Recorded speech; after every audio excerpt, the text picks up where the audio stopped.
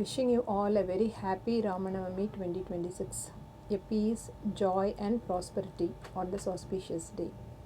இந்த ராமநவமி நாளில் நம்ம எல்லாருக்கும் தெரிஞ்ச ஒரு கதையை ஒரு புதிய சிந்தனையோடு உங்கள் கூட நான் பகிர்ந்து கொள்ள விரும்புகிறேன். நம்ம எல்லாருக்குமே தெரியும், ராமர் பாலம் அமைத்து கொண்டிருந்தார்.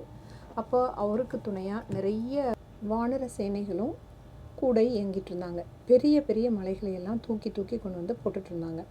அப்போது ஒரு ஓரமாக ஒரு சின்ன அணில் அந்த மணல்களை எல்லாம், கடற்கரையோர மணல்களை எல்லாத்தையும் தன்னுடைய மேனியில் ஃபுல்லாக ஒட்டும்படியாக நல்லா புரண்டு புரண்டு புரண்டு புரண்டு மணல், மேக்ஸிமம் அமௌண்ட் ஆஃப் மணல் அது மேலே ஒட்டுற மாதிரி செஞ்சுட்டு அப்படியே நடந்து போய் பால வேலை நடைபெறக்கூடிய இடத்துல போய் நின்றுட்டு அந்த மணல் எல்லாம் அங்கே உதிரும்படியாக ஒரு வேலையை செஞ்சிட்ருக்கு.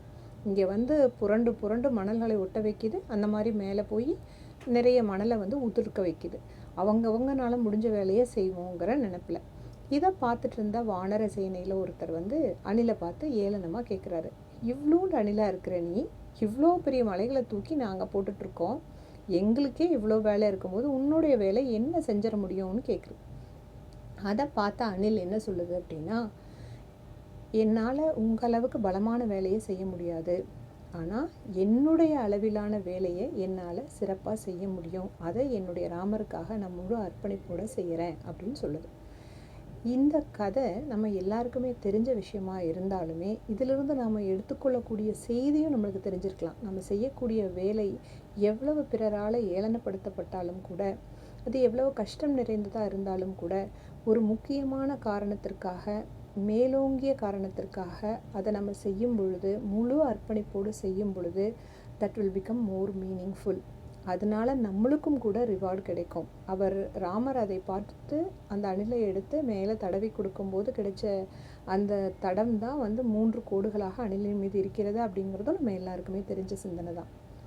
ஆனால் இந்த கதையை இப்போ நான் எதுக்காக ஷேர் பண்ணுறேன் அப்படின்னு சொல்லி பார்த்தா, செயல் எவ்வளவு சின்னது, பெருசு, கஷ்டம் அப்படிங்கிறது இல்லை. அதை நம்ம யாருக்காக செய்கிறோம், என்ன நோக்கத்திற்காக செய்கிறோம், எவ்வளவு உத்வேகத்தோடு செய்கிறோம் அப்படிங்கிறது என்றைக்குமே வரலாற்றின் பக்கங்களில் எழுதப்படும்.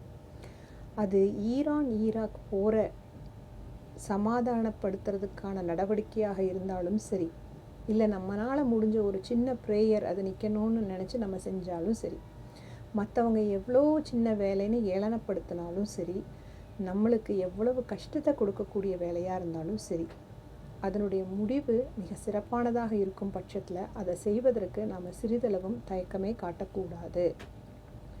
நம்முடைய சின்ன பங்களிப்பும் மிகப்பெரிய இலங்கையை அடையக்கூடிய பாலத்தில் அணிலின் பங்கை போல நம் ஒவ்வொருவரினுடைய பங்கும் கூட எந்த ஒரு உத்வேகமான வேலையிலும் அமையலாம் அப்படிங்கிறத இந்த ராமநவமி நாளில் உங்ககிட்ட ஒரு சிந்தனையாக பகிர்ந்து கொள்ள விரும்புகிறேன். இந்த சிந்தனையை நீங்கள் எல்லாருமே உங்கள் வாழ்வியல் நடைமுறையில் எந்த ஒரு நாள்லையுமே, எந்த ஒரு வேலையிலையுமே, சமூகத்திற்கான பங்களிப்பாக இருந்தாலும் சரி, வீட்டிற்குள்ளேயே நடக்கக்கூடிய விஷயங்களுக்கான பங்களிப்பாக இருந்தாலும் சரி, நிச்சயமாக நீங்கள் முன்னெடுப்பு செய்யலாம். ஒரு அணிலின் பங்கு என்ன செய்ததோ அதைவிட சிறியதான பங்காக இருந்தாலும் உத்வேகத்தோடு செய்ய துவங்குங்கள்.